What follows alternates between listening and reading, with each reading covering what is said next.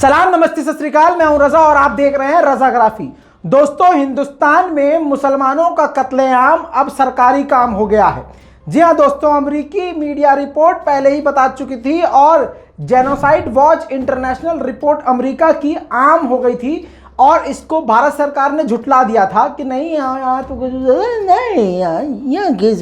नहीं, हमारे आंतरिक मामले में पहली बात तो आप बोलो नहीं, और हम किसी को मारे या कुछ भी करें तुमसे क्या मतलब है। मतलब ये वाला रिएक्शन भारत का रहा था, बीजेपी का रहा था, और कहा था कि नहीं ऐसा कोई बात नहीं है, ऐसा कुछ नहीं है, हमारे भारत में सब सही है, सब है। लेकिन दोस्तों, वो बात सच सामने तब आ गई कि जब कई इंसिडेंट हुए, लगातार मुसलमानों की मॉब लिंचिंग हुई, मंदिरों के अंदर ज़बरदस्ती किसी बच्चे को मार दिया गया, मुसलमानों की दाढ़ियों में आग लगाना शुरू कर दिया गया, और लगातार कभी लव जिहाद के नाम पे, कभी जो भी भारत में चल रहा आप देख रहे हैं, वो बातें सच साबित होने लगी। जी हाँ दोस्तों, अब आपको बता दूं कि आसम कांड आप भूले नहीं होंगे। इस पत्रकार, ये पत्रकार क्या, पत्रकार के नाम पे कलंक है, ये भाजपा का पत्रकार, यानी भांडगिरी करने वाले लोग। ऐसे लोग आपको बहुत अंदर मिलेंगे, मतलब मिनिस्टर भी मिलेंगे, बीजेपी के बड़े बड़े नेता मिलेंगे। बहरहाल, ये बंदा लाश के ऊपर एक मुस्लिम जो मर गया, जिसके सीने पर, टांग पर गोली मार दी गई है, वो मर गया है, उखड़ती हुई सांस है उसकी, और उसके ऊपर कूद रहा है ये बंदा। ये वीडियो सारी दुनिया में वायरल हुई, पूरी दुनिया हिल कर रह गई कि भारत में मुसलमानों के खिलाफ नफरत की ये इंतहा है। और ये इस तरह की नफरत पैदा करने वाले कौन है? बीजेपी, अंधभक्त और गोदी मीडिया। जी हाँ दोस्तों, एक वो है टट्टी चौधरी। अबे चीम कैंडी, पहले अपना डीएनए कर ससुरे, सुन मेरी बात, तू अपना डीएनए कर। तू गलत आदमी की पैदाइश है, मुझे लगता है कई सारे स्पर्म मिलकर तू बना है, समझ रहा है।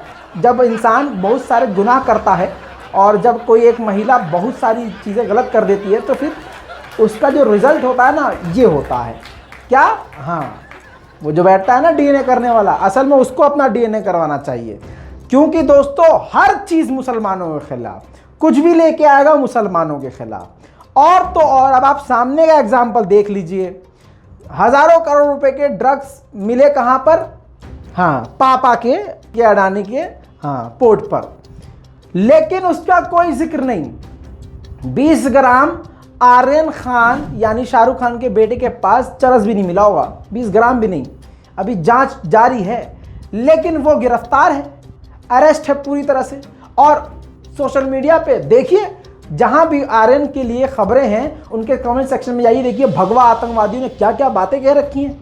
मतलब हिंदुत्व को पूरी तरह से बदनाम कर रखा है। आज हिंदुत्व का मतलब ये हो गया है मुसलमान से नफरत करना, प्रेम बांटना, शांति बांटना, प्यार बांटना, स्नेह बांटना, ये हिंदुत्व नहीं। आज हिंदुत्व का मतलब बीजेपी ने बना दिया है नफरत करना, मुसलमानों के घरों में आग लगाना, मुसलमान महिलाओं का बलात्कार करना, मुसलमान लड़कियों को ब्याह करके लेके आना और उनसे शादी करना, फिर इस काम के लिए तुमको 1 लाख रुपए मिलेंगे। मतलब पूरा अच्छी बात है। तुम्हारा धर्म इसी नाम से पहचाना जाएगा, इसी कांड से पहचाना जाएगा, और इस्लाम हमेशा से चमकता रहा है और इंशाल्लाह चमकता रहेगा। तुम कितनी भी कोशिश कर लो इस्लाम को बदनाम करने की, तुम जैसे कितने इब्लीस आए और तुम जैसे कितने सुअर चले गए और सुअर की बहुत मारे गए, लेकिन इस्लाम कल भी चमक रहा था, आज भी चमक रहा है, और आगे भी इंशाल्लाह चमकता रहेगा। समझ में आया? तुम कितना भी गंद मचा लो। बहरहाल, हर शैतान का टाइम आता है। आज तुम्हारा समय चल रहा है, कोई बात नहीं है, लेकिन समय में ये अच्छी बात है कि समय पलटता है, क्योंकि समय चलता रहता है। बहरहाल दोस्तों, अब मेन बात यह है कि वो जो इसकी आतंकी की बात कर रहा था, जो लाश पर कूदा था, जिसने पूरे दुनिया के लोगों को झकझोर के रख दिया था, आपको बता दूं कि इस मसले पर ओआईसी ने भारत को आड़े हाथ लिया है। जी हाँ, ओआईसी ने लगातार इस पर बड़ी बड़ी बातें कही हैं और ऑफिशियली ट्वीट भी किया है, कई सारे ट्वीट किए हैं। और आपको बता दूं कि भारत सरकार से ये कहा है कि हम आपसे, भारत सरकार से ये उम्मीद करते हैं कि सभी धर्मों को, कितनी अच्छी बात ओआईसी ने कही है, लेकिन ओआईसी की पॉजिटिव बात भी मिसाइल की तरह अनभक्तों के पिछवाड़े में घुस गई है। जी हाँ दोस्तों, चलिए अच्छी बात है, यही तो सच्चाई की ताकत होती है। तुम जो काम तलवार से नहीं कर सकते हम सच्ची जबान से कर देते हैं। बहरहाल ओआईसी ने क्या कहा है? ओआईसी ने बड़े प्यार से कहा है कि भारत सरकार को, भारत को, करंट गवर्नमेंट को सभी रिलीजन को बराबर का सुनो पैखाना खोरो, बराबर का अधिकार देना चाहिए, बराबर की नजरों से देखना चाहिए और सभी का सम्मान करना चाहिए। अमानवीय घटनाएं नहीं होनी चाहिए। मुसलमानों को जिस तरह से परेशान किया जा रहा है और सैकड़ों आसाम के मुसलमानों को बेघर कर दिया गया है, ये हम भारत से उम्मीद नहीं करते हैं। भारत को अपने देश के मुसलमानों की रक्षा करनी चाहिए। दोस्तों, इसमें क्या ओआईसी ने गलत बात कही, लेकिन बीजेपी मीडिया को, गोदी मीडिया को ये बात ओआईसी की एकदम मिसाइल की तरह घुसी है, वो भी गलत जगह पर। बहरहाल अब आपको बता दूं कि ओआईसी ने भारत के ऊपर नजर बना के रखी है और आपको बता दूं कि ओआईसी अपने मन से नहीं, इंटरनेशनल रिपोर्ट का रेफरेंस देके ये बातें बोलता है। दोस्तों, आपको बता दूं कि ओआईसी कश्मीर को लेकर भी चिंतित रहता है और कश्मीर के लिए बोलता रहता है।